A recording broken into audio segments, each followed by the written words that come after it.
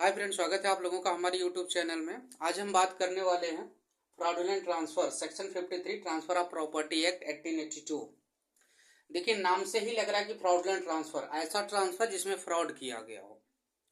Fraudulently जो Indian penal code में IPC में भी इस्तेमाल होता है और आप देखें कि भारतीय न्याय संहिता में भी इस्तेमाल होता है। फ्रॉडुलेंट में क्या होता है? इंटेंशन, आपकी इंटेंशन होनी चाहिए किसी को फ्रॉड करने की, जो हमारा ट्रांसफर ऑफ प्रॉपर्टी एक्ट का सेक्शन 53 बात करता है।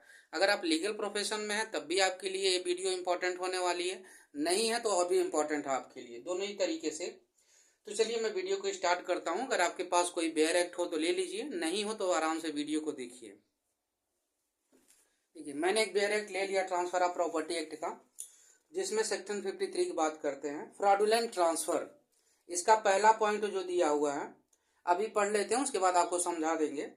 Every transfer of immovable property, underline करते जाइए, इमूवेबल प्रॉपर्टी को अंडरलाइन कर लीजिए।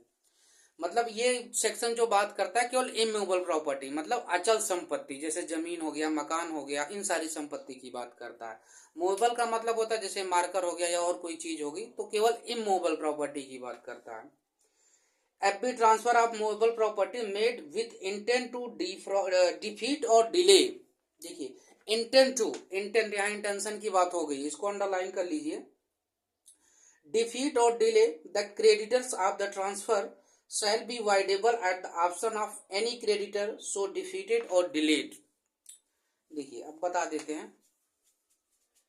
ये एक व्यक्ति है, ये एक क्रेडिटर है, इसके मान लीजिए मोर देन वन क्रेडिटर है।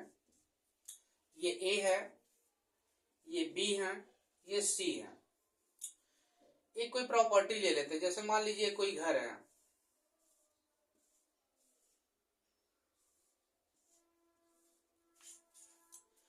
ये क्रेडिटर, क्रेडिटर मतलब जिससे आपने उधार लिया या जिससे आपने पैसे लिया या कोई सामान लिया है जिसको आपको चुकाना है, वो क्रेडिटर है।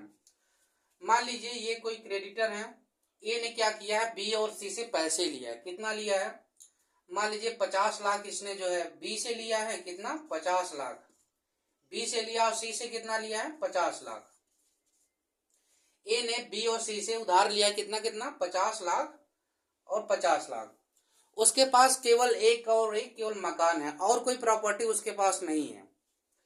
अब ये क्या करता है कि देखिए, आपको पता है कि अगर मान लीजिए ये मतलब इसके पास कोई और प्रॉपर्टी नहीं, ना कोई पैसा है, केवल इसके पास एक प्रॉपर्टी है, और ये पैसे इसको देना है। किसको देना है? 50 लाख बी को देना है, 50 लाख सी को देना है। अगर ये पेमेंट नहीं देता है तो बी और सी दोनों को क्या कर सकते हैं? कोर्ट जा सकते हैं। कोर्ट क्या करेगा? वहां पे इनके खिलाफ डिग्री पारित हो जाएगी। उसके बाद डिग्री का एग्जीक्यूशन होगा।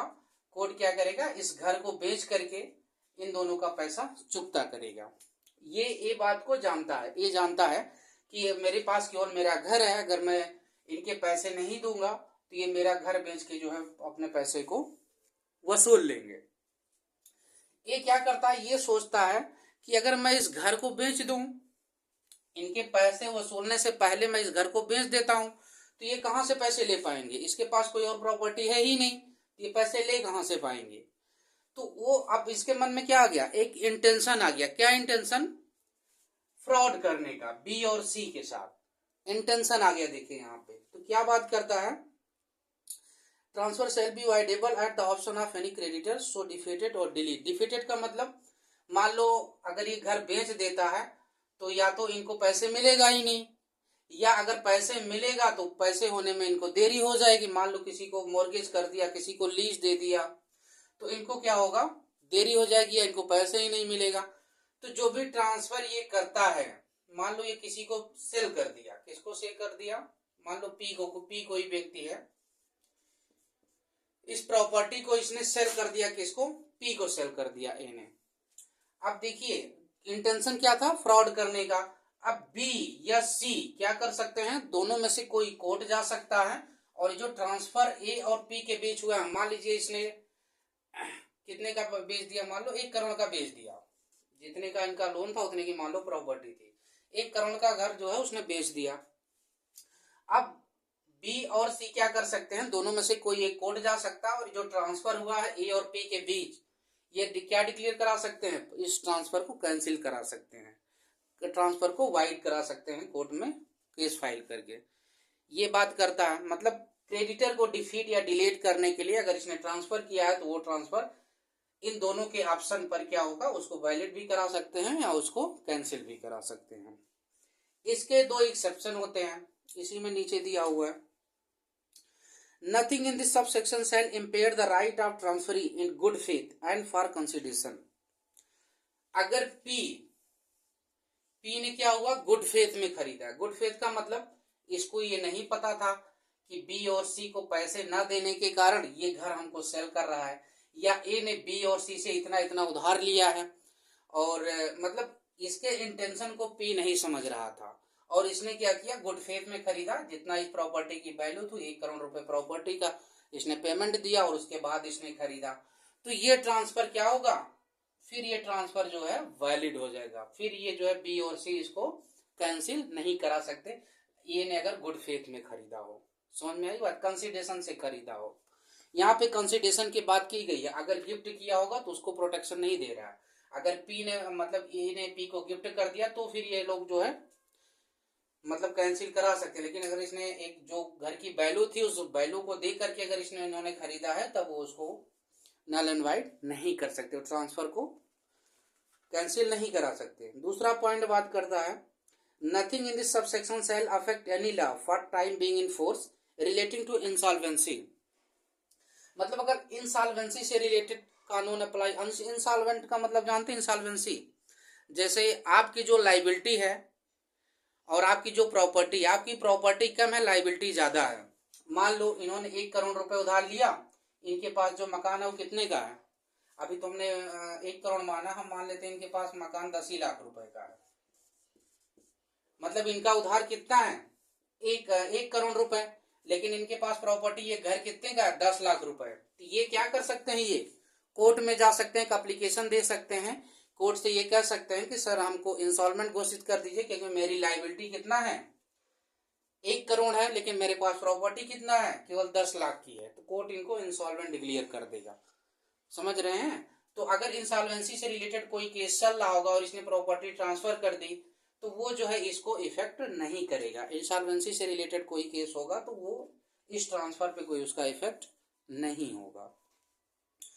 आगे बात करता है, a suit instituted by creditor, चाहे बी ले लो चाहे सी ले लो, ब्रैकेट में दिया हुआ है, which term includes a degree holder. मान लो इन दोनों ने केस फाइल किया था, डिग्री भी आ गई थी किसी के पास, degree holder has not applied for the education. अभी मतलब डिग्री आ गई है, एक तो मान लो कोई ऐसा क्रेडिटर जिन्होंने केस फाइल किया है, या कोई ऐसा क्रेडिटर जिन्होंने केस फाइल किया है और जीत भी गया है, डिग्री होल्डर भी होगा, मतलब कोर्ट में ए के खिलाफ केस फाइल किया था बी या सी और वो केस जीत भी गया है, उसके पास डिग्री आ गई है। तो सभी creditors to avoid a transfer on the ground that it has been made with the intent to defeat or delay the creditor of the transfer shall be instituted on the behalf of or the benefit of all creditors।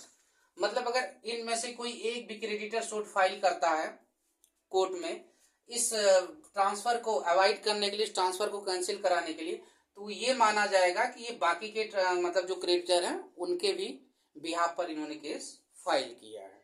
इतना clear हुआ। देखिए पहला जो section है वो creditors की बात करता है, ठीक है। मतलब सीधा साधा सिंपल एक बार आप प्रोविजन एक बार और आपको बता दे रहे हैं, कोई ऐसा व्यक्ति अपने क्रेडिटर को डिफ्रॉड करने के लिए प्रॉपर्टी को ट्रांसफर करता है तो क्रेडिटर कोर्ट जा करके उस ट्रांसफर को कैंसिल करा सकते हैं।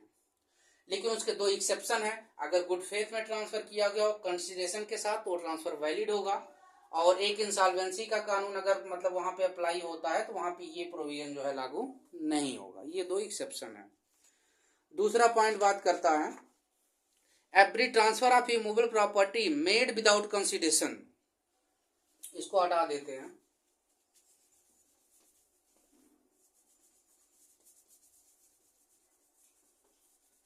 अब यहां पे क्रेडिटर्स की बात नहीं हो रही है, ये कोई प्रॉपर्टी है, मान लेते हैं घर है, ये ए है और ये बी है। Every transfer of immovable property made without consideration. A ने कोई ऐसा ट्रांसफर किया कि इसको बी को किया बिना कंसिडरेशन, कंसिडरेशन का मतलब फ्री में गिफ्ट किया, without consideration with intent to defraud a subsequent transferee. एक ट्रांसफरी का और है, कौन है? सी। पहले इसने किसको ट्रांसफर किया? एक घर बी को ट्रांसफर किया विदाउट कंसिडरेशन, गिफ्ट कर दिया मान लो। उसके बाद यही घर उसने सी को ट्रांसफर कर दिया, ये कौन हो गया? सब सेकंड ट्रांसफरी। तो क्या कह रहा है? Every transfer of immovable property made without consideration with intent to defraud a subsequent transferee shall be voidable at the option of a such transferee. देखिए जैसे मान लो ए ने सी से वादा किया था कि मान लो कोई एक डेट थी, जैसे मान लो 10 जून, कोई एक डेट ले लेते हैं, या एग्रीमेंट टू सेल किया होता, कुछ भी किया हुआ था उसने ए से, एग्रीमेंट टू सेल या वादा जो भी कह सकते हैं कि ए ये घर जो है सी को बेचना चाह रहा था, ठीक है। और किस सारी बातें तय होगी कि 10 तारीख को जो है हम ये घर जो है सी को 50 लाख रुपए में बेच देंगे, ठीक है। ए ने सी से वादा किया था। अब क्या हुआ? अब ए का ये मतलब ए के अंदर क्या हो गया? इंटेंशन इसकी खराब हो गई। इसने क्या किया? यही घर कोई इसका दोस्त है बी है, और इसने क्या किया कि इसके मन में एक दिमाग आया कि मैं इससे 1,50 लाख रुपए इससे ले लेता हूं और फिर ये घर इसको ट्रांसफर कर दूंगा और बाद में पैसे लेके मैं गायब हो जाऊंगा और बाद में घर फिर मैं इससे वापस ले लूंगा। मतलब इसको ये धोखा देना चाहता है। 10 तारीख को मतलब इससे पैसे भी मान लो ले लिया एडवांस में, और उसके बाद इसको ट्रांसफर करने से पहले किसको ट्रांसफर कर दिया? बी को ट्रांसफर कर दिया। मान लो 10 जून को सी को ट्रांसफर करना था, इसने 9 जून को किसको ट्रांसफर कर दिया? बी को ट्रांसफर कर दिया, गिफ्ट दे दिया इसको कि आप पहले अब अपने पास रख लो प्रॉपर्टी, उसके बाद जब ये प्रॉपर्टी मांगने आएगा तो मैं कहूंगा मेरे पास कुछ है ही नहीं, उसका मालिक तो बी है, तो प्रॉपर्टी मुझसे कैसे ले पाएगा वो? मतलब टोटली इसका इंटेंशन है कि फ्रॉड करने का। अब उसके बाद जब ये, अब देखिए यहाँ पे अगर ऐसा इसने किया है तो सी क्या कर सकता है? इस ट्रांसफर को कैंसिल करा सकता है। सब सेकंड ट्रांसफर ही क्या कर देगा? कोर्ट चला जाएगा, लेकिन उसको ये प्रूव करना पड़ेगा कि इसका ये इंटेंशन था हमको फ्रॉड करने का, प्रॉपर्टी हम न देने का, इसका मतलब इसका इंटेंशन खराब था, इसलिए इन्होंने इस प्रॉपर्टी को बी को ट्रांसफर कर दिया और ये ट्रांसफर वैलिड नहीं है। तो सी क्या कर सकता है? इस ट्रांसफर को जो है कैंसिल करा सकता है। नीचे एक पॉइंट और दिया हुआ, for the purpose of this subsection no transfer made without consideration shall be deemed to have been made with intent to defraud by reason only that a subsequent transfer or consideration was made। इसमें देखिए ये बात कर रहा है कि अगर ऐसा कोई ट्रांसफर जो बिना कंसिडरेशन के किया गया हो, केवल इसके लिए वो इंटेंशन नहीं माना जाएगा कि दूसरा ट्रांसफर उसने पैसे ही देकर लिया है। मतलब दूसरा ट्रांसफर उसने जो किया है पैसे लेकर किया है। मतलब कहने का मतलब ये जो पहला ट्रांसफर था उस ट्रांसफर को, मतलब जब ये कोर्ट जाएगा सी तो उसको ये प्रूव करना पड़ेगा ना कि मतलब ये इसका जो इंटेंशन था वो हमको फ्रॉड करने का था। तो इस बेसिस पे केवल नहीं प्रूव किया जा सकता कि इसने पहला ट्रांसफर जो है मतलब वो गिफ्ट दिया था विदाउट कंसिडरेशन के दिया था, और दूसरा ट्रांसफर जो इसने किया कंसिडरेशन के साथ किया। मतलब उसको अलग से कुछ और प्रूफ कोर्ट में देने पड़ेंगे, तब जाके ये प्रूव होगा और ये ट्रांसफर जो है कैंसिल होगा। मतलब केवल इसी ग्राउंड से ये ट्रांसफर कैंसिल नहीं हो जाएगा कि पहला जो ट्रांसफर था वो विदाउट कंसिडरेशन के था। तो ये था overall section 53 fraudulent of transfer property act का। आशा करता हूँ वीडियो समझ में आई होगी।